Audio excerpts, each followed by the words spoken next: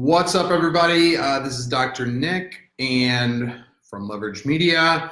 Welcome to another episode of Path to $1 Million podcast.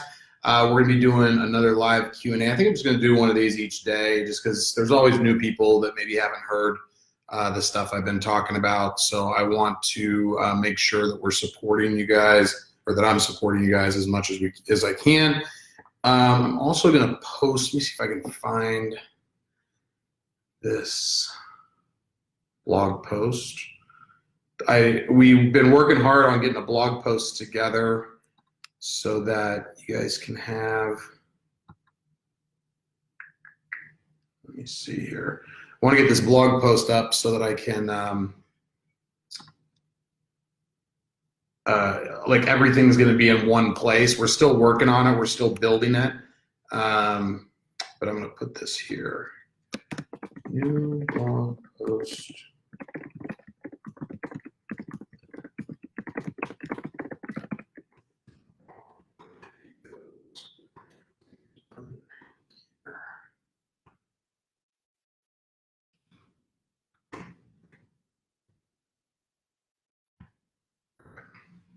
Let's see if I can pin that pin comment. There we go.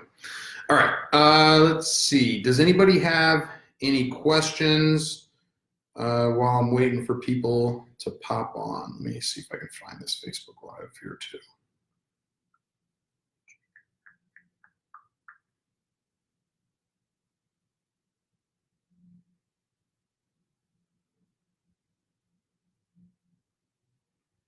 Let's pull it up on my phone. All right, there we go.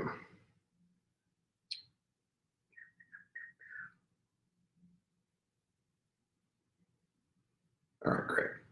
All right, so while I'm waiting for more people to hop on, and if they have any questions, please post them. I'm just getting all set up here. Okay. All right. So just to recap for anybody that is wondering here, the Paycheck Protection Program, I'm sure most of you know about this if you're on this live, but it's basically a program that will allow you to start getting some money coming in. So it is a program where the federal government will basically pay for your payroll for up to 8 weeks.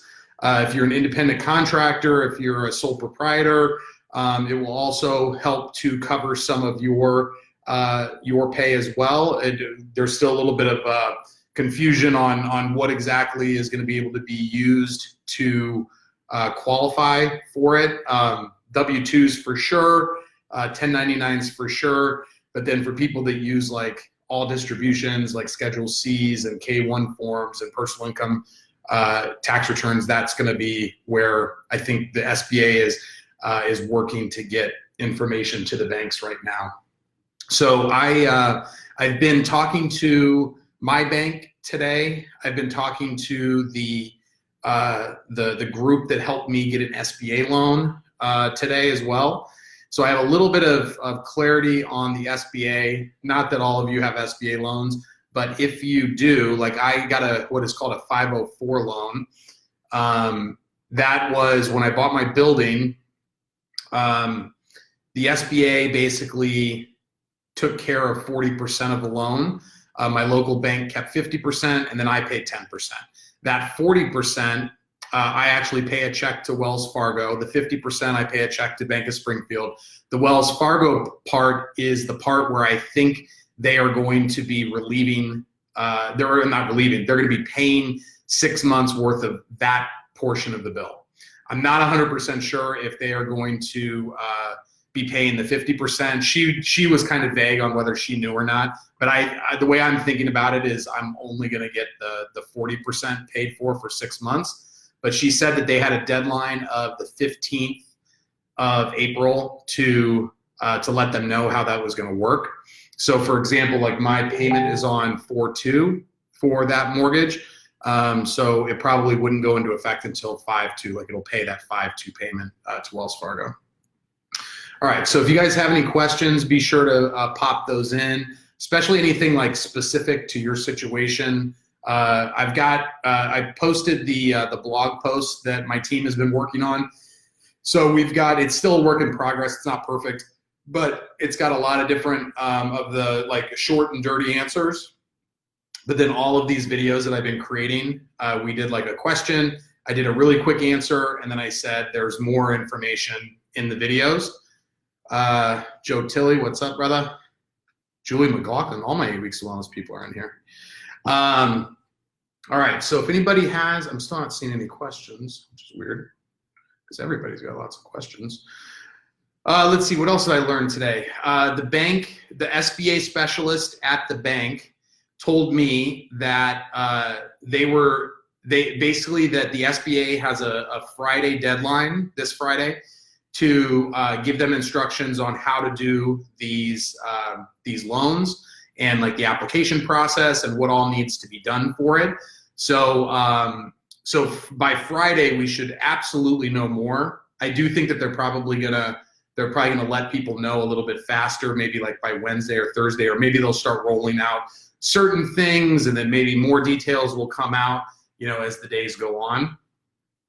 So, all right, here's one. So anyway, for those of you that I have that have heard me preaching this, you know, last Friday I was telling people, call your bank today, get on the schedule for next Friday. Most banks didn't even know what they were talking about on Friday. Then over the weekend, I was saying call first thing Monday, get on the schedule for next Friday. And so now more and more people are able to get those appointments, which is good. So I want to make sure that you guys are staying on top of that. Pay attention to the oh, here's another thing. So my bank, if any of you heard me talk about the documentation, I said that the only documentation that I think you will need is to prove your payroll over the last 12 months or the last couple months. But even my bank told me that I needed to get all the information that he had asked me for, because I had asked him to open back up my credit line like a month ago, and he had given me this whole list of things that I needed to get him. And so today he told me, get me all those updated financials plus your payroll costs. And so again, they just don't, maybe it's just because they don't know yet. Maybe they'll get more direction from the SBA. But you guys are gonna, I think you'll start to see that all of these different banks, that's why I try not to listen to too many people, because like just because their bank said this thing and that bank said another thing doesn't mean anything until there's something standard from the SBA. Because remember, all this stuff's going to flow through the local banks, the local credit unions. They're going to be the ones that are going to be calculating out what you approve or what they approve. They're going to be the ones that are that you're applying for the forgiveness with. So they just may have, like I said, it might be a little bit Wild West out there to where this bank's doing that, that bank's doing that. So, all right, Amna Riches. I'm a sole proprietor, no employees. Can I apply for both unemployment and a PPP loan, or just one? That I don't know, just because I don't know all the details of the unemployment. I was just talking to somebody right before this that is a sole proprietor and she has no employees, and I told her that I would think that the right thing to do, like the best thing for you and for her, would be to apply for the PPP loan, because you would apply for, or you would qualify for it as a sole proprietor. The only thing that's going to be a little bit tricky is if you don't pay yourself a paycheck, and they don't end up allowing you to use like a Schedule C or a K-1 or some kind of distribution form, or like an income tax return. If they don't let you do that, you may not qualify for any of the PPP money, because the way they're gonna decide how much money you qualify for is how much payroll you have, which would just be you. But if they don't let you use the things that show that you were profitable and that you took that money out of your business, then if they say, well, you have zero income, 0 times 2.5 is 0. So you would just go straight to unemployment at that point. I still think that you could apply for the disaster loan. I just don't know if you'd be able to get it if you weren't able to show any income. So I think the disaster loan is going to be a different set of circumstances. But if like, let's say you use let's say you're able to use your personal tax return, and you can show that you made $82,000 last year, then I would take, all right, let me make the numbers easy. let's say it was 72,000, that'd be 6,000 a month. They would take 6,000 times 2.5, that'd be 15,000. You'd get 15,000 to spend 12,000 on you, 3,000 on, you know, any rent or utilities or anything else. And even if you don't have anything else to spend it on, you could always just give the money back. And I don't think that they would charge you, you know, it's not like there's a prepayment penalties. So if you can qualify for the PPP loan, I think the best thing to do is going to be, and again, this is my opinion, is to go for the PPP loan and then go for unemployment after the PPP loan expires. I don't think that it's going to preclude you from being able to get on unemployment, because like once the PPP money is gone and you don't have any source of income, I don't know why you wouldn't be able to get on the unemployment, because the unemployment's going to be through the state, and the PPP is going to be through the federal government. So I would double check on that. You definitely don't want to get stuck. So I would just triple check to make sure that you're good if you do the PPP loan first and then you get on unemployment. Because the unemployment right now is a pretty good deal. You get whatever the state would give you plus $600 a week from the federal government. So if you qualified for, you know, a few $100 a week from the state and then 600 from the federal government, you know, that's, you know, $3,000, maybe even $4,000 a month, which is pretty good. Joe Brown, and I hope Amna, let me know if that there aren't a lot of other questions. So just let me know if that answered the question for you. Joe Brown, thanks for these posts and information. Such a help. You're welcome, Joe. Dylan Hunter, are you still eligible for these loans if you are still operating and making income? Yeah. So the eligibility of the loans is, it's only based on whether you were in, the two requirements they have are, were you in business on February 15th, and were you paying yourself and or employees on February 15th? So those are like the only two requirements. And it does not matter if you're at you could be up over what you normally see, you know, for whatever reason. So even if you're at 100% or you're at 0%, you still qualify for these. You just have to make, I think it's like, they call it like a good faith declaration that the economic uncertainty, I actually did a video on this, like who is eligible, I think maybe, and I like read the bill, and it says something like on the video I read the bill, and it says something like that as long as you make a good faith certification that the economic uncertainty of the times makes you think that you're going to need this money, then you qualify. So Amna, thank you, that was very helpful. You're welcome. Let's see, and like I said, pinned at the top is a blog post that has a lot of the quick answers to a lot of the questions that I've been getting, and then we're going to be adding in, so basically any videos that I do, we're going to be adding those in, like we'll add the questions or like the titles of the video, and then I'll give, like, if it's just like, for example, one of them was, if this loan is forgiven, does it go against the income on your tax return for 2020? The quick answer is no. So I would just put no, watch the video for more detail, and then there's a link to the video. So my video editor is like rapidly working on getting them up, so I don't know how many are up right now, but there's a lot of information in there. Dylan, thank you. I will go back and watch all the videos before applying, etc. Thanks for the help. Do that, like, yeah, like watch the videos, but really like talk to the bank. Like the bank is going to have your procedures for like how you should actually be applying for this. My videos are based off of my reading of the bill, and so I will. You'll have to, you know, make your own judgment on it the way I've been making my own judgment. What's up, Julie? This is what my bank said, the documents they would need. I am surprised at the organizational documents and liability insurance. Have you heard about this? All right, so they told you that you need financial statements, interim 2020 income statement and balance sheet, and full year 2019 income statement and balance sheet, tax returns last 3 years of federal returns for business, 2019 payroll information, current organizational documents, bylaws, articles, and operating agreements, general liability insurance, current building lease, and any amendments. I mean, literally none of, actually none of that is right.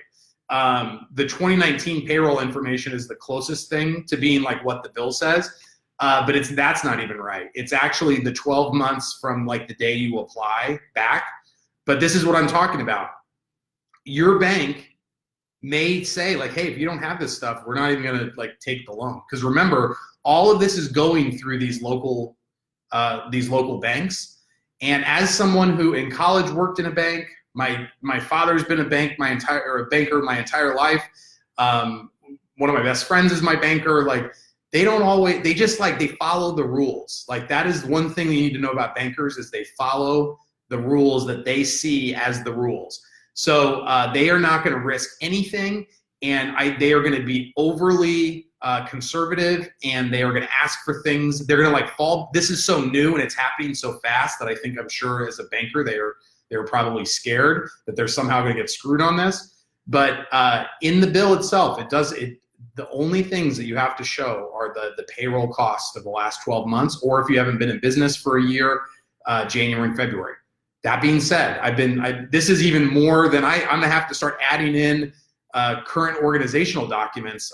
Why would they need current organizational documents? Why would they need general liability insurance? Why would they need a building lease or any amendments? Like it is just like, it's crazy, but such is life. That's what happens when you deal with banks. Let's see, what else did I learn today? I've just been hearing a lot from people of like, I called my bank and they said this, and there's just a lot of like variation between all of the banks. Some are saying one thing, some are saying another thing, and I think they'll all get on the same page by Friday when the SBA is more clear about this stuff. But I still think there's going to be outliers that are saying things that probably aren't correct. But what are you going to do? Let's see. All right, I'm going to try to find this document that I got from the SBA people that I thought was pretty useful, and I'll post it in here. Oh shoot, that's a document. Let's see.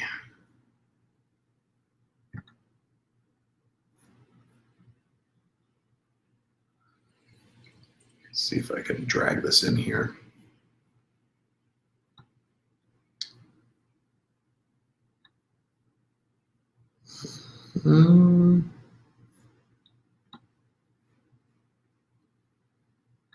Well, it's not. I can't drag it into the comments, but I'm gonna make sure that I get that over to, or I get that into the blog, because I thought it was pretty good. It covered a lot of different stuff. I'm actually gonna open it up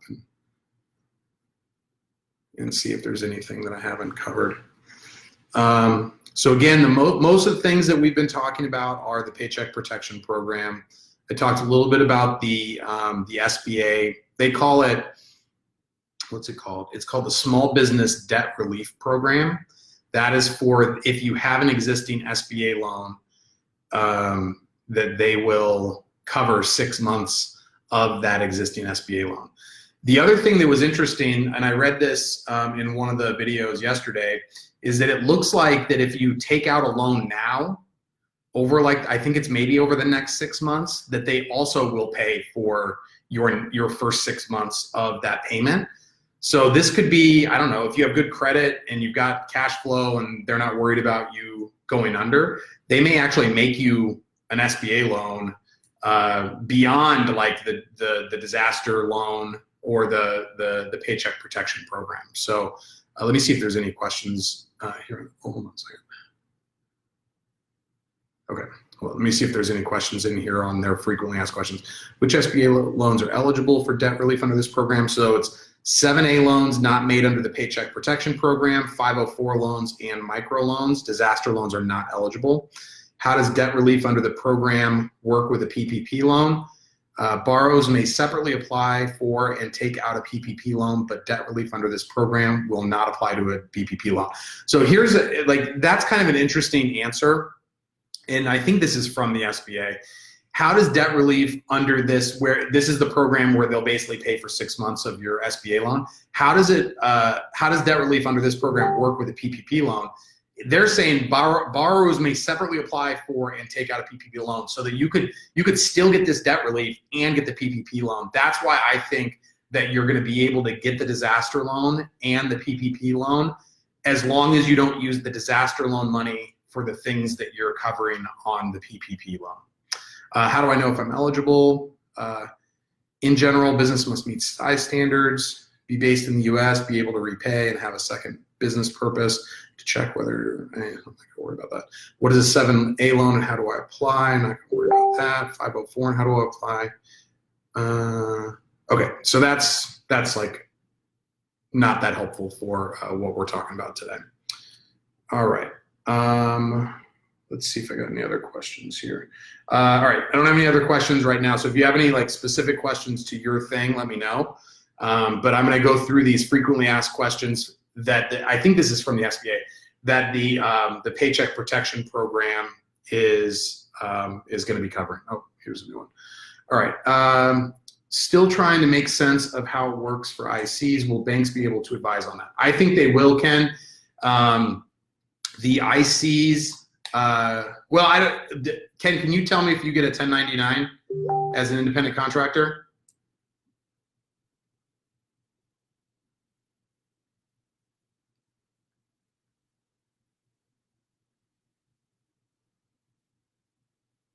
Sorry, I was just sending something. Jason Weiss is on here. If you guys have never heard of Go Get Talks, if you guys have never heard of Go Get Talks, you should definitely check that out. This is such a great opportunity right now to be reaching out to businesses. So Go Get Talks, I think, is the best program in chiropractic for doing lunch and learns. And Jason and his partner, Ashley Oxner, put it on. And in normal times, they're the best, I think, at like teaching you how to like build those relationships and go out there and get that. But right now, I think they're trying to kind of figure out how they can do things virtually. And so I would definitely recommend you guys checking that out, because this is such a good time to be being of value. It's similar to this, like, I don't make, this is not my business to like advise people on federal programs, but I'm trying to be of service to my ideal customers, which are chiropractors that own businesses. So that's why I'm talking about this every day. With you guys, this is an opportunity for you to start building those relationships with those HR directors that may be looking for something to do with their staff right now that's positive. So definitely check out Go Get Talks. All right, Ken, Schedule C. So I did a video about this the other day on what the bill says about sole proprietors being able to qualify for this. And it doesn't say specifically Schedule C, but it kind of alludes to it. So I have this feeling that Schedule C, K-1 forms, anything that's like, it shows that you said to the federal government, here's what I am claiming as profit from this business that I take as an owner. Like a K-1 form, I don't do Schedule C's, so I'm not 100% sure on those. But with a K-1 form, if I'm 50% owner of the business and the profit is $100,000, my K-1 form says $50,000. So I think I think that it will, but the bank will know. Like the banks will for sure know what qualifies as income for a sole proprietor and independent contractor. But I think that they are doing their best to replace the income of those sole proprietors, and they know that most of them don't, take a 1099 or take a paycheck. So if I had to guess, I would guess that the Schedule C is going to work, but I think we'll know more on Friday. All right, Eric, remind me what your question was again, Eric. Let me see if I can find it.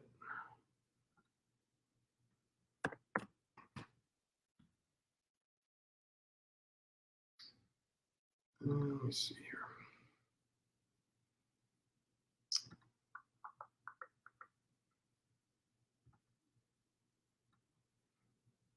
All right. Hey Doc, I applied for, oh, this is good for everybody. Hey Doc, I applied for something for an immediate 10K funding grant, but then saw you post something like, if you do that, you can't apply for others. So what I posted about was there's this tax credit that is called, and I think that they had put this in place in one of the first or second like bills that they put in place for the coronavirus stuff. And it was called like the employee retention credit, I think. And basically what it was is, I think if you keep somebody through the end of 2020, so the tax credit would be good through the end of 2020, if I remember right. And if you could prove that in that quarter, so let's say the second quarter, let's say that everybody shut down for the entire second quarter, so everybody goes to zero. You would be able to prove that in Q2 2020, you made less than 50% gross income than Q2 2019, because that was like the requirement. You had to show that you could, that you were 50% or less of your gross income. And they would give you a tax credit up to 50% of the employees. I think it was like up to $5,000 per employee. And don't quote me on this stuff.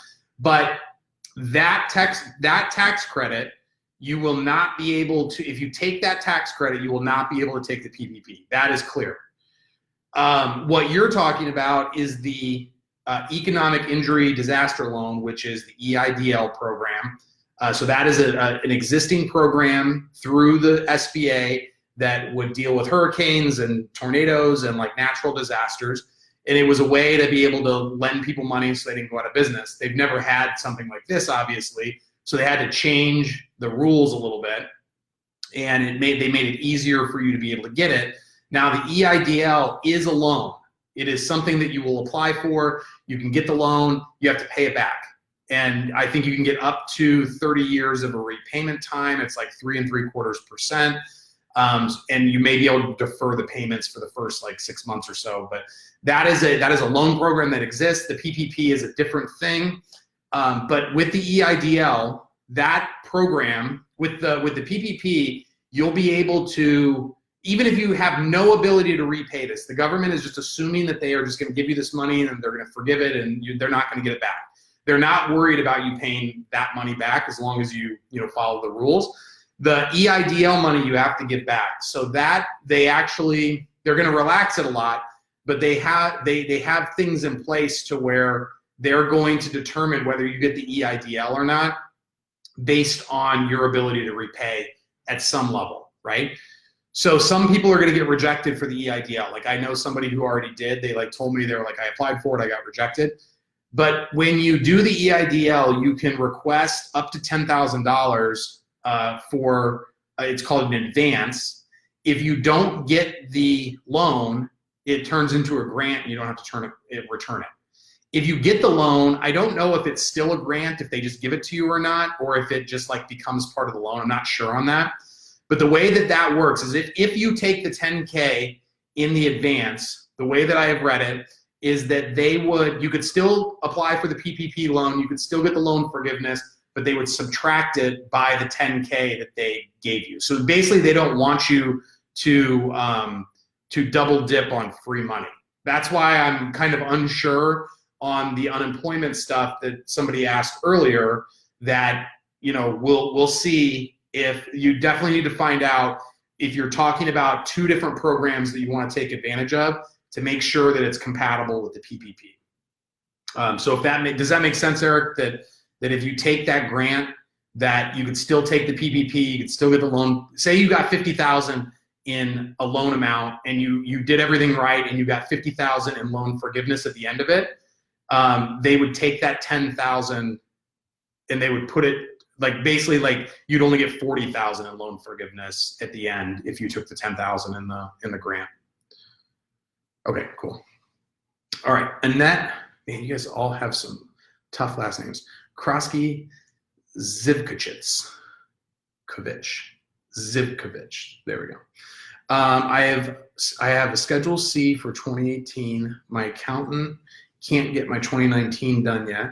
As a sole proprietor, can they look at 2018 to determine my income for PPP? I don't know. That's the part that we're kind of unsure of. I personally think that they're going to be pretty generous on allowing people to show what their income was for people in your situation, but I just don't know. So if you have to have a Schedule C, or if you have to have something that you've actually put forward, man, I mean, are your taxes that complicated? Because if not, I would try to find somebody who could get it done this week. Like, I'd get on, if you have a pretty straightforward, like, here's my money in, here's my money out, they may be able, somebody else might be able to do it, just so that you could actually have something that is, so that you have something that's like on paper with the federal government, so that they can like give you credit for what you earned. Eric, all right, so I can still qualify for both. I think so. Like, I think this is one of the most this is one of the most asked questions is, can I do the disaster loan and the PPP? I personally am confused on it. I'm like 95% sure that you can do both, and that you just need to not use any of the disaster loan money for the things that you are qualifying for the PPP program. But I do remember reading that this is why I think you'll be able to do the disaster loan and the PPP, is because the bill specifically says that if you got the advance from the disaster loan, the 10K, the grant, if you got the free money, that when it comes to the loan forgiveness, they would just subtract out whatever you got in the grant.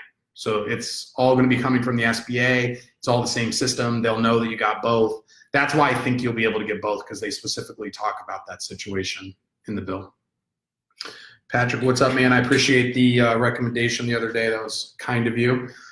Let's see. Okay, I was going to go back to kind of reading the frequently asked questions. So if you guys have any specific questions, let me know in there. I'm just going to read some of these things. I think this is from, let me see what this is from. Oh, this is from the U.S. Senate Committee on Small Business and Entrepreneurship. This is the thing, or I'm sorry, this is the committee that actually wrote this part of the bill. So this should be, pretty straightforward stuff. Let's see if there's anything in here that we haven't like really talked about too much.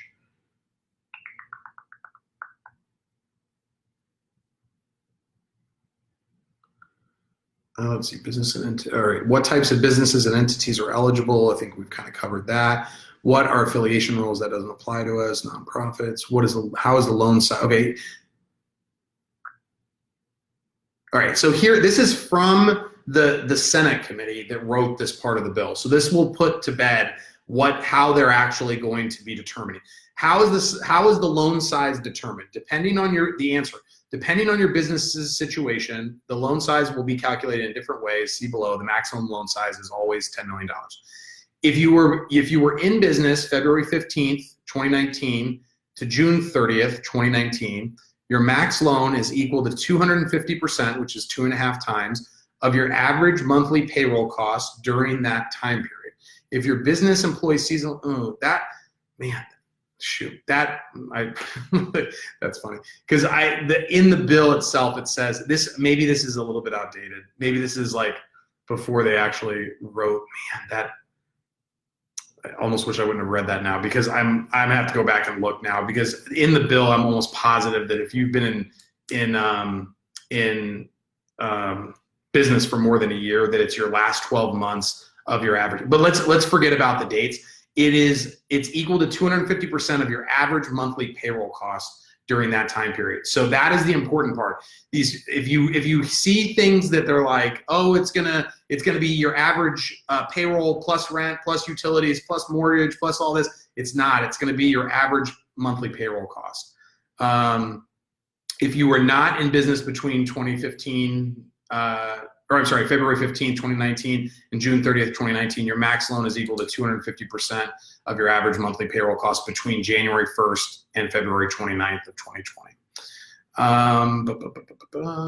Here's one for if you took out an economic injury disaster loan between February 15th, 2020 and June 30th, 2020, and you want to refinance that loan into a PPP loan, you would add the outstanding loan amount to the payroll sum.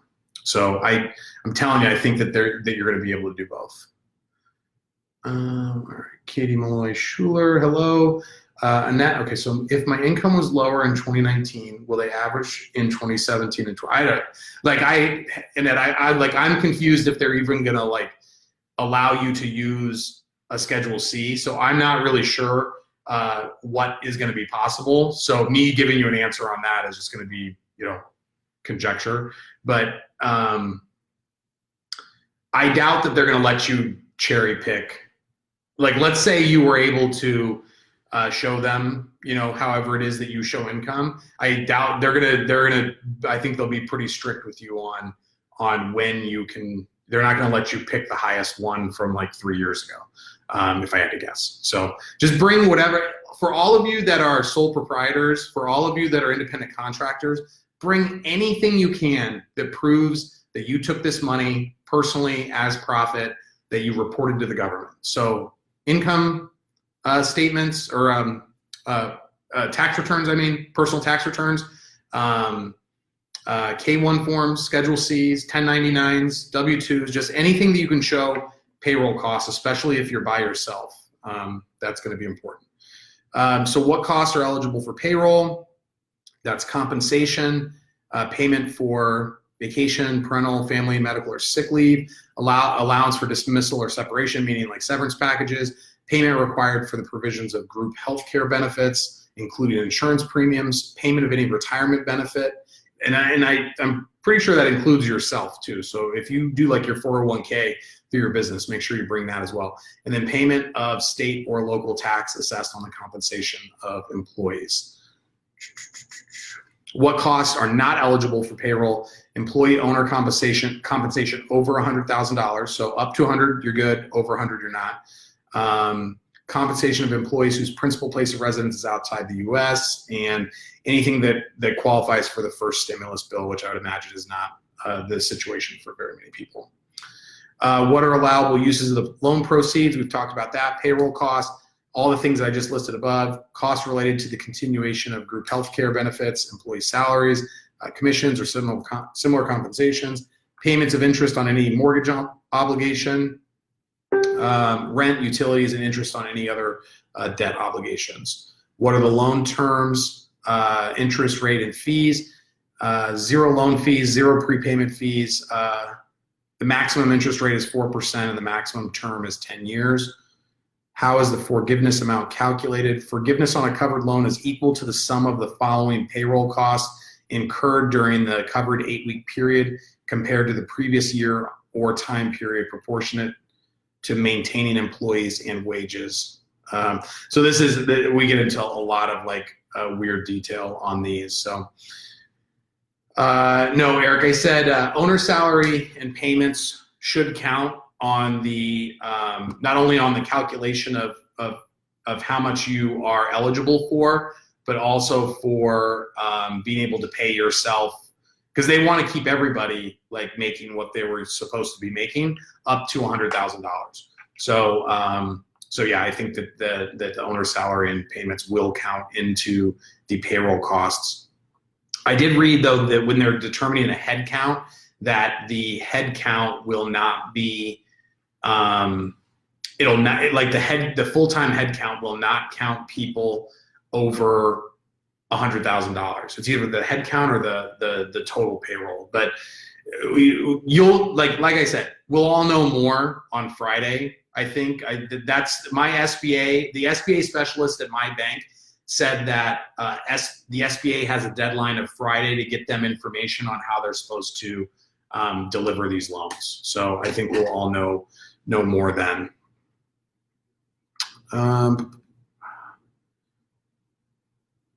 Can I get more than one PPP loan? No, an entity is limited to one PPP loan. Each loan will be registered under a taxpayer identification number at SBA to prevent multiple loans to the same entity.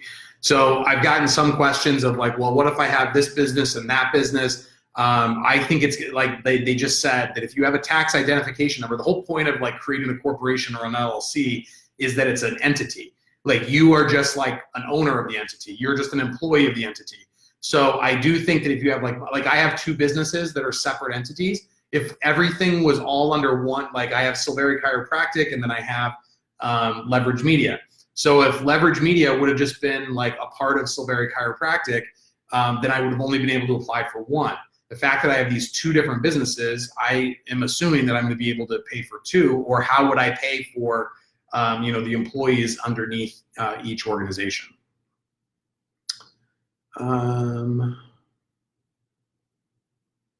Oh God! Finally, I got it. There. Here's an answer. All right, this is actually good. How does the PPP loan coordinate with SBA's existing loans? Borrowers may apply for PPP loans and other SBA financial assistance, including economic injury disaster loans (EIDLs), 7A loans, 504 loans, and microloans, and also receive investment capital from small business investment corporations. However, you cannot use your PPP loan for the same purposes as your other SBA loans. For example, if you use your PPP to cover payroll, for the 8-week covered period, you cannot use a different SBA loan product for payroll for those same costs in that period, although you could use it for payroll. Yes, finally I found like the answer that everyone has been asking about. So yes, from the Senate committee that wrote this bill, yes, you can get PPP loans and EIDLs, but you cannot, I'm going to read that again. However, you cannot use your PPP loan for the same purpose as your other SBA loans. For example, if you use your PPP to cover payroll for the 8-week covered period, meaning because the PPP is for 8 weeks, you cannot use a different SBA loan product for payroll for these same costs in that period, although you could use it for payroll not during that period or for different workers. So there you go. That's a big one for a lot of you, because a lot of you were worried. Oh, hold on a second. Here's another thing about the emergency, or the emergency grants. How does the PPP loan work with the temporary emergency economic injury grants and the small business debt relief program? So the small business debt relief program was the SBA paying your SBA loans for 6 months, and the emergency economic injury grants is the 10K that we were talking about earlier. Emergency economic injury grant and economic injury disaster loan recipients and those who receive loan payment relief through the small business debt relief may apply for and take out a PPP loan as long as there is no duplication in the use of funds. Refer to those sections for more. Man, that is so clear. That is from the Senate subcommittee that wrote the bill. So for those of you that were worried, you know, because the PPP is nice because it pays for 8 weeks of payroll and a little bit of other stuff like rent and utilities, but it's only for 8 weeks. The disaster loan would be something that you could take out and get you through potentially like 12 months. And people were really worried on whether they would be able to, they didn't want to screw themselves long-term for this short-term Band-Aid fix. But this could not be more clear that you can do the PPP loan according to the Senate subcommittee on entrepreneurship, or whatever it is called. The people that wrote this section of the bill, they are saying that you can do both. You could take advantage of the small business debt relief program where the SBA pays for your SBA loan. You just couldn't use the PPP money to then also pay for the SBA loan during those 6 months. You could get an economic disaster loan, but then you can't use the PPP money for the same purpose. Getting the grant, the $10,000, doesn't affect it. I did read in the bill, though, that if you get both, that they'll subtract the grant from the loan forgiveness amount. But I don't think that that's too big of a deal. So that is really good news for a lot of people out there. All right, let me see if there's anything else in this document.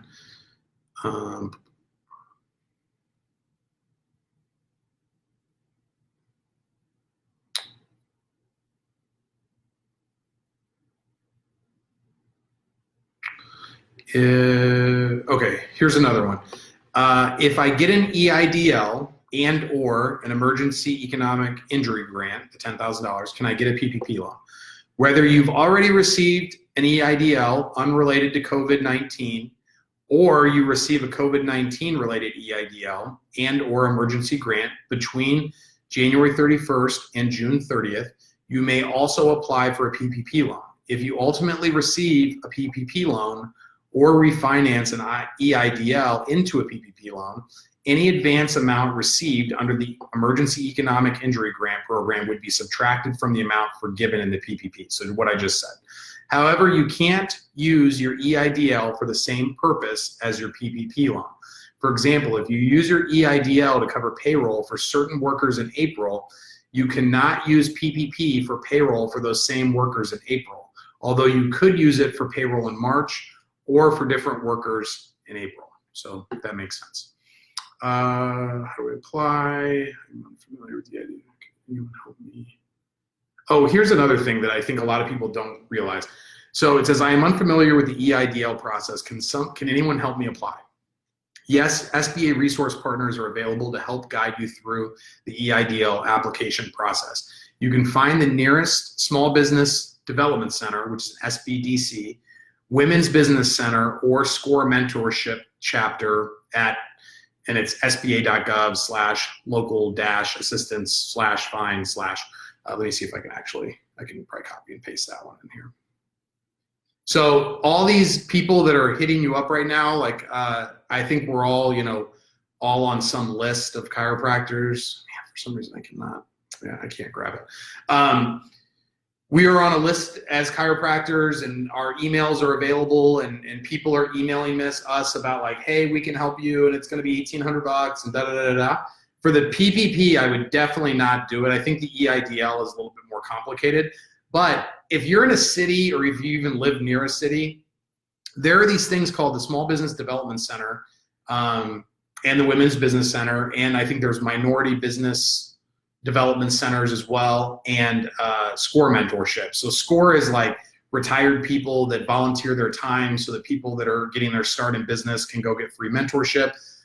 So just like in normal times, these are all great resources. Like I remember when I was starting up,